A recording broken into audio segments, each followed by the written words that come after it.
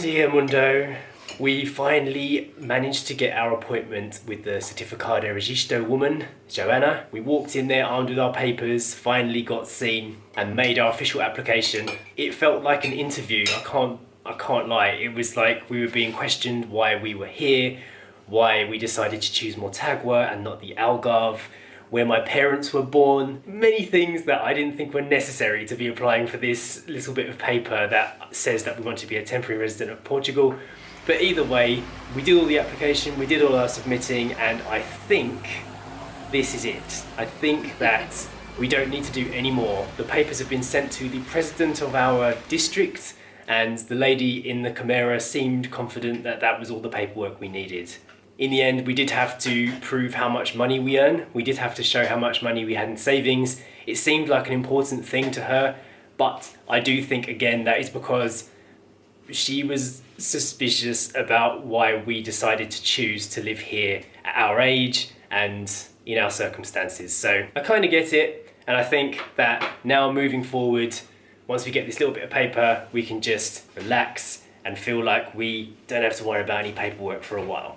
Baby Story came with us. She got to meet the Camera lady. I think she liked you. She said you were pretty. You didn't come with us though, did you? They would have questioned that too. Why have you brought this beautiful dog in here? It's now time for breakfast. It's a bit late for breakfast really, but... We skipped breakfast because we were in a rush this morning, so we just ran out the house to make this appointment, so we're having it now. What have you got? Floccos. Floccos. And I have oats. Sasha has also made a AeroPress coffee, so I'm going to enjoy that now and just chill out. Have we got a situation? Oh my goodness, it's the worst one yet. Is it the worst one yet? Does she need trouser changing? She needs full outfit changing. Story! Baby poo explosion! Oh, no, what did you do? What have you done? She looks quite satisfied with it though. Oh my god. Right, let's go straight into the bath. Straight into the bath, I think. Your second bath of the day. Might as well wash her in her clothes as well. Eee, straight into the shower, come on. Yuck. It gets worse. Oh my goodness. Yeah, you seem very happy about that. What happened? Story. Baby Story. She's smiling. Oh no, this is a double team clean-up operation. This is disgusting. Yeah. And it stinkies. Okay, we have a clean baby again, but I'm not sure we put her in white. I don't know if that was a good move. This was the aftermath. Yuck. That is the situation, eh? That's just half of the situation. Real life, eh? Real life with the baby. Good job we were at home and not out. Yeah, you would stink. What would we have done? That's too much to handle in a car change. Yeah. We do actually carry a spare pair of clothes with us all the time, sometimes more than one pair, just in case this happens. But yeah, doing that on a tiny little mat inside the car would be an absolute disaster. Alright, I'm washing her clothes in a steamy bucket of soapy water. Hopefully that is the last baby poo explosion of the day. I don't want to have to deal with that again. I'd like to say I'm being very sweet here, curled up with my little donut. Wait till I finish. No, we're trying and failing terribly to draw a new icon face looking thing of Story. This looks terrible. This is my sumo wrestler attempt, which looks horrible and angry. This is probably the best one so far. This looks most like her, I think. What do you think? Yeah, so far. So far, it needs work. That was a failed attempt. This is Sasha's first attempt. A bit like a butternut squash. It looks like an egg at the moment, like a cracked egg, like a chick's gonna come out. She needs a chin shape. Yeah, it's there. Oh. It's the pen. It's the rubbish pen. It's not the pen. A good workman never blames their tools, Sash. Here we go, look, it's taken shape now. Alright. Little kiss lip. And then your little nose. That's why I think it's best not to draw the nose. I think we should just keep it without nose. Look, it says the pen. Ugh. Rubbish pen. Oh no, I've made your nose too big, there's no room for your eyes. Alright, practice makes perfect with this. I think we're going to need to spend more time working out what Story's little face icon is going to be. Nothing compares to your real face though, does it, Story? Look at that face.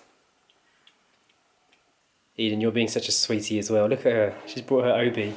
That means you want a treat, doesn't it? Usually. It usually means I want some kind of treat in my head. This is what the office looks like. I'm just going to take Eden outside for a little walk in the garden. Angela, come on.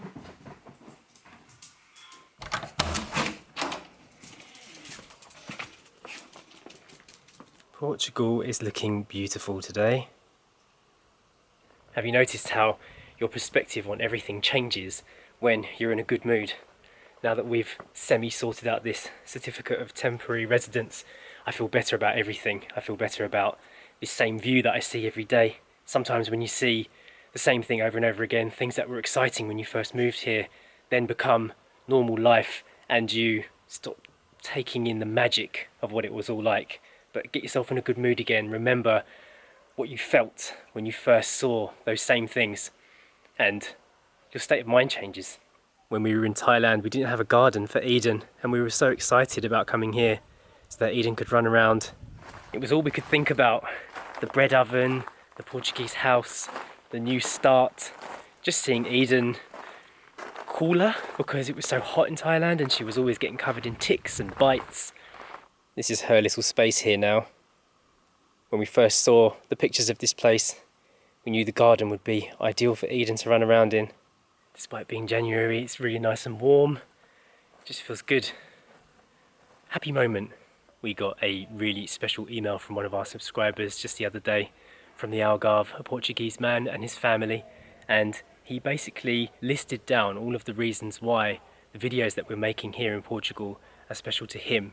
It was something that we hadn't really thought about, how much people here in Portugal would appreciate the videos that we make. Generally, when we think about who our audience is, we think about other expats, other English people or Americans who are thinking about moving abroad. But when it comes to locals, we always wonder whether our videos will be received well or not. So what was special about this was that he was explaining to me how we've come to this country and we've chosen to live a life which is quite different from how other expats come here. Sometimes a lot of people will think, I'm coming to Portugal to get some sunshine, but I don't really care about the rest of the stuff that happens when you go here, like integrating into Portuguese society or learning the language or just generally being curious about Portuguese culture. He's seen our integration into this country as a completely different format. He mentioned that his grandfather has a bread oven like the one we have here in his garden, and he hasn't used it for a very long time, if ever. And seeing us on that day making bread in the oven, trying to learn how it all works, was inspirational. It was nice to read that kind of stuff. It was nice to know that us here just kind of documenting our day-to-day life, things that would seem normal, are being received in a special way on the other side of the country. It was really touching to read. I've mentioned before that Sasha and I sometimes question why we make these videos. Generally, if we start getting bad responses or bad comments, we begin to doubt ourselves a little bit. But reading this email really solidified some of the reasons that perhaps we hadn't thought about before. And it was important for us to read that. It may not come across on camera in the vlogs, but Sasha and I are quite shy people. We are quite content with our own company, and socializing and integrating into a new country is difficult for us. And it's good to know that people can see we are trying, and in our own personal way we're showing this country through our eyes, and it's being appreciated. I do hope that one day the hard work will pay off and we'll be able to communicate better with people from this country in the local language, and we'll be able to realise one of my dreams of being bilingual and speak Portuguese and English and teach Story how to do that too. I think that's a good thing to take away from this country, definitely. While Jay's been outside, I made us a juicy. This is ginger, carrot and pear.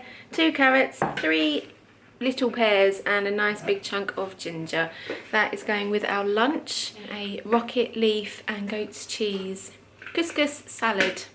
Yesterday afternoon I also made up a batch of roasted chickpeas, which are absolutely delicious. and we ate the entire tin in one sitting. So I've just prepared another load of chickpeas. You just put them on a tray with some olive oil, and I added some salt and pepper and some chili powder, just about 1/4 teaspoon of chili powder and a teaspoon of paprika. Mix it all into the chickpeas and roast them for about half an hour, and they turn out really lovely and crispy. They taste a bit like potato chips, so a good alternative to crisps and snacks and things like that. So we're going to enjoy those later as well. Right, I'll come back for those in half an hour. We've finished our lunch. Check this out. Somebody who follows us on Facebook sent us this names registered in 2016 list from Portugal. And guess whose name is on page 38? It starts off with all the most popular names in Portugal. So if anyone's curious, number 1 for 2016 was Maria. And for boys, it was Santiago. And then when you scroll right down to page 38, one person registered their name as Story. Hello, baby Story. Look, you're officially registered in Portugal. Only one.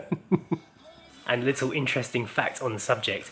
If your parents are Portuguese in this country, by law, you have to take your baby's name from an approved list here in Portugal to maintain the traditional Portuguese names. So that's why a lot of the names on the first list are the same, like from years past. It's a way for them to approve and to maintain Portuguese tradition. So if we were both Portuguese, we would not be allowed to call our baby Story. Yeah, but you didn't know that. I didn't. Yeah, he'd probably be Baby Maria or something like that. Do you look like a Maria? Maybe.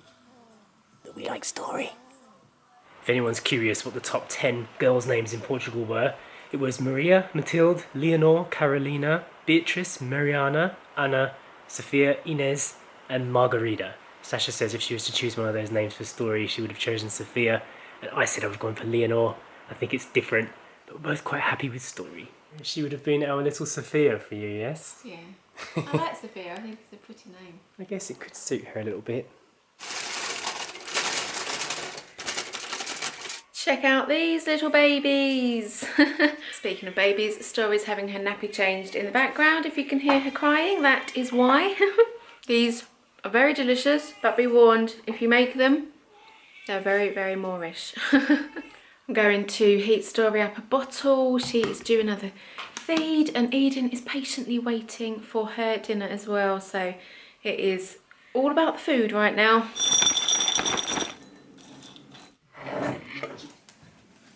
Yes, baby bean. Your bottle's heating up, okay?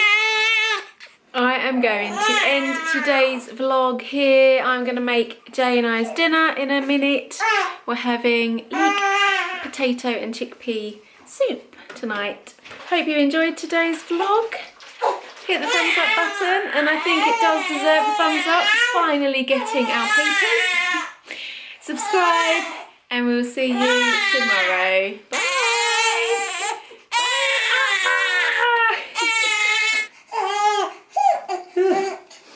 There you go. Yeah, nice and calm again. Yeah, it wasn't so bad, was it? A couple of seconds. Yeah, you can relax now. Oh, nice milk. Mm-hmm.